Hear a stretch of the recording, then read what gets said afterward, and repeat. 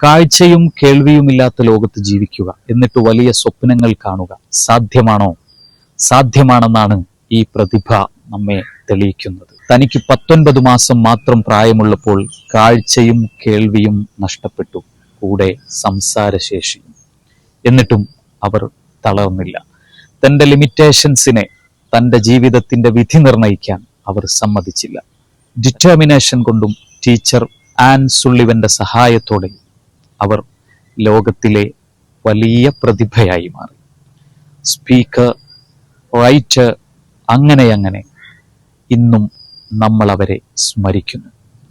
കാഴ്ചയില്ലായ്മയല്ല, കാഴ്ചയുണ്ടായിട്ടും കാണാൻ പറ്റാതിരിക്കുന്നതാണ് ഏറ്റവും വലിയ ലിമിറ്റേഷൻ എന്ന് അവർ ലോകത്തെ പഠിപ്പിക്കുന്നു.